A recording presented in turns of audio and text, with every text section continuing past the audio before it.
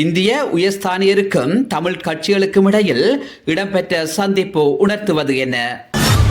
சந்தோஷ் ஜாவுக்கு தமிழ் கட்சிகள் கொடுத்த வாக்குறுதி நிறைவேற்றப்படுமா அல்லது தட்டி கழிக்கப்படுமா? வடக்கில் தமிழ் அரசியல்வாதிகள் தமது இருப்பை எப்படி தக்க வைத்துக் கொள்ளப் போகிறார்கள்? வடக்கில் பாரிய ஊழல் மோசடிகளில் ஈடுபடும் அரசியல்வாதிகள் யார்? அவசரமாக முன்னாள் நாடாளுமன்ற உறுப்பினர் சிவஞானம் ஸ்ரீதரன் அனுரகுமார திசாநாயக்கவை சந்தித்ததன் உள்நோக்கம் என்ன என்கின்ற முக்கிய பல விடயங்கள் தொடர்பாகவே இந்த தொகுப்பில் ஆராயப் போகிறோம். அண்மையில் இலங்கைக்கான இந்திய உயர்ஸ்தானிகர் சந்தோஷ் ஜா தமிழ் கட்சிகளின் தலைவர்களை அழைத்து சந்திப்பொன்றை நடத்தியிருந்தார். அதில் தமிழரசு கட்சியின் தலைவர் மாவை சேனாதிராஜா, EPRLF அமைப்பின் தலைவர் சுரேஷ் பிரேமச்சந்திரன், டெலோ அமைப்பின் தலைவர் செல்வம் அடைக்கலாதன், பிளட் அமைப்பின் தலைவர் தர்மலிங்கம் சித்தார்த்தன் போன்றோர் பங்கு பற்றியிருந்தனர். எதிர்வரும் நாடாளுமன்ற பொது தேர்தலில் தமிழ் கட்சிகள் எப்படி செயற்பட போகின்றன? தமிழ் தேசிய கட்சிகளின் பிரதிநிதித்துவம் எப்படி தீர்மானிக்கப்பட போகிறது என்பது தொடர்பில் சந்தோஷ் ஜா கேட்டறிந்து கொண்டதுடன் தமிழ் தேசிய கட்சிகள் ஓரணியில் ஒற்றுமையுடன் செயற்பட வேண்டுமெனவும் இந்திய அரசு அனுர அரசாங்கத்துடன் இணைந்து பயணிக்க உள்ளதாகவும் வடக்கில் பாரிய அபிவிருத்தி பணிகளை முன்னெடுக்க உள்ளதனால் அந்த அபிவிருத்தி வடக்கில் உள்ள தமிழ் மக்களுக்கு நல்லதொரு சந்தர்ப்பமாக அமையும் என்கிறார் சந்தோஷ் ஜா. ஆனால் தமிழ் மக்கள் பிரயோசனமடைய வேண்டுமாக இருந்தால் எதிர்வரும் நாடாளுமன்ற பொது தேர்தலில் தமிழ் பிரதிநிதித்துவம் அதிகரிக்கப்பட்டால் மாத்திரமே அது சாத்தியமாகும் என தெரிவித்தார். இலங்கைக்கான இந்திய உயர்ஸ்தானிகர் சந்தோஷ் ஜாவுக்கு தமிழ் தேசிய கட்சிகளைச் சேர்ந்த அரசியல்வாதிகள் தாம் இடம்பெறவுள்ள பொது தேர்தலில் ஒன்றாக போட்டியிடுவோம் என்கின்ற வாக்குறுதியை வழங்கிவிட்டு வந்திருக்கிறார்கள். இது எந்த அளவுக்கு சாத்தியப்பட போகிறது என்பது கேள்விக்குறிதான். நேற்றைய தினம் டெலோ அமைப்பின் தலைவர் செல்வம் அடைக்கல்நாதன் தெரிவித்தார், நாம் பிரிந்து நின்றால் மிக பெரும் பின்னடைவை சந்திப்போம். ஒற்றுமையுடன் செயற்பட்டால் மாத்திரமே நாம் மீண்டும் நாடாளுமன்ற உறுப்பினராக தெரிவு செய்யப்பட முடியும் எனவும் அதே நேரத்தில் வீட்டு சின்னத்தில் போட்டியிட முடியாது என்பதை உறுதிபட தெரிவித்திருக்கிறார் செல்வம் அடைக்கலநாதன். ஜனநாயக தமிழ் தேசிய கூட்டணியின் சின்னமாக சங்கு சின்னத்தை தேர்தல் திணைக்களம் தற்போது அறிவித்திருக்கின்ற நேரத்தில் குறித்த கூட்டணியில் உள்ள பங்காளி கட்சிகள் அனைத்தும் வலியுறுத்த போவது என்னவெனில் எதிர்வரும் நாடாளுமன்ற பொது தேர்தலில் சங்கு சின்னத்தில் போட்டியிடுவோம் என்று. அதனை தமிழரசு கட்சியின் சுமந்திரன் தரப்பு நிச்சயம் ஒருபோதும் ஏற்றுக்கொள்ளப் போவதில்லை. நாடாளுமன்ற பொது தேர்தலில் யார் யார் போட்டியிடுவது என்கின்ற பட்டியலையும் சுமந்திரன் அணியினர் தயார் செய்து முடித்திருக்கின்ற தருணத்தில் மாவை சேனாதிராஜா அணியினர் ஓரங்கட்டப்பட்டிருக்கிறார்கள். சுமந்திரனின் கைப்பிள்ளைகளான சயந்தனும் சுகிர்தனும் தேர்தலில் களமிறக்கப்பட உள்ளனர்.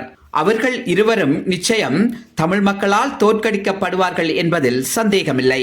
இங்கு கவனிக்கப்பட வேண்டியது என்னவென்றால் வடக்கு கிழக்கில் போட்டியிடுகின்ற தமிழ் தேசிய கட்சிகளைச் சேர்ந்த எவரும் ஒற்றுமையாக செயற்பட போவதுமில்லை. அவர்களுக்கு மக்கள் ஆதரவு வழங்கப் போவதுமில்லை. வடக்கு கிழக்கு வாழ் தமிழ் மக்களும் ஒரு மாற்றத்தையே தற்போது எதிர்பார்த்து காத்திருக்கிறார்கள். நிச்சயம் தமிழ் தேசிய கட்சிகள் என்று மக்களை ஏமாற்றுபவர்கள் இம்முறை விரட்டியடிக்கப்படுவார்கள் என்பதே உண்மை. சரி, இந்தியா தமிழ் கட்சிகளின் தலைவர்களை சந்தித்து கலந்துரையாடியது ஈழத்தமிழ் மக்களிடத்தில் இந்தியா வைத்திருக்கும் அக்கறையல்ல. இலங்கையில் சீனாவின் தலையீட்டை நிறுத்த வேண்டியது இந்தியாவின் தார்மீக பொறுப்பாகும். ஆகவே இலங்கை அரசை அச்சுறுத்தும் வகையில்தான் ஒரு பகடைக்காயாக இந்தியா தமிழர் தரப்பை கையாண்டு வருகிறது. அடுத்ததாக இந்திய வெளியுறவு செயலர் சிவசங்கர் மேனன் இலங்கை வர உள்ளார். அவரும் தமிழர்களை எப்படி ஏமாற்றலாம் எனும் தந்திரோபாயத்தை கையாளப் போகிறார் என்பதில் சந்தேகம் கிடையாது. ஜெனீவா மனித உரிமைகள் கூட்டத்தொடரில் தமிழ் மக்களுக்கு இழைக்கப்பட்டது அநீதி என்கின்ற பிரேரணை கொண்டுவரப்பட்ட போது இந்தியா மௌனம் காத்துவிட்டு இப்போது தமிழர்களின் ஒற்றுமை பற்றி பேசுவதற்கு இந்தியாவுக்கு என்ன அருகதை இருக்கிறது? இந்தியா நினைத்திருந்தால் தமிழ் மக்களுக்கான அரசியல் தீர்வை பெற்றுக் கொடுத்திருக்க முடியும். அது இந்தியாவால் மாத்திரமே சாத்தியமாகும். ஆனால் இந்தியா அதனை செய்வதற்கு தயாரில்லை.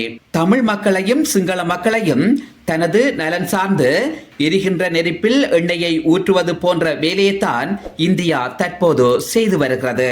அடுத்ததாக முன்னாள் நாடாளுமன்ற உறுப்பினர் சிவஞானம் ஸ்ரீதரன் அவசரமாக ஜனாதிபதி அனுரகுமார திசாநாயக்கவை சந்தித்து பேசியமைக்கான காரணம் என்னவென்று பார்ப்போமாக இருந்தால் இதில் 2 விடயங்கள் உள்ளடங்கும். ஒன்று, தமிழ் மக்களின் உரிமை சார்ந்தும் கைதிகள் மற்றும் காணாமல் ஆக்கப்பட்டவர்களின் பிரச்சனையை முதலில் ஜனாதிபதியுடன் பேசியவர் தான் என்பதை சிவஞானம் ஸ்ரீதரன் அவர்கள் காட்டிக்கொள்ள முற்படுகிறார்.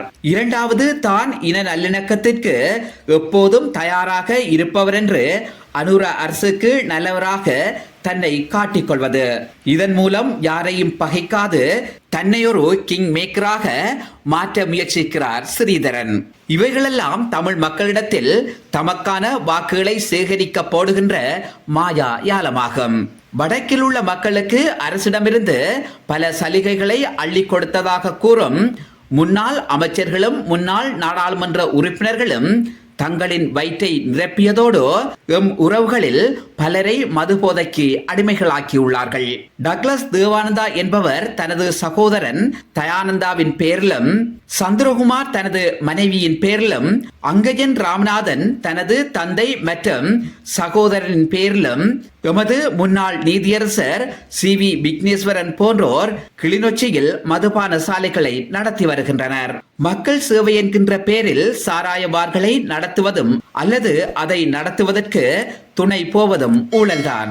இப்படியானவர்கள்தான் மக்களிடம் வாக்கு பிச்சை கேட்டு நிற்கும் மக்கள் சேவையாளர்கள்.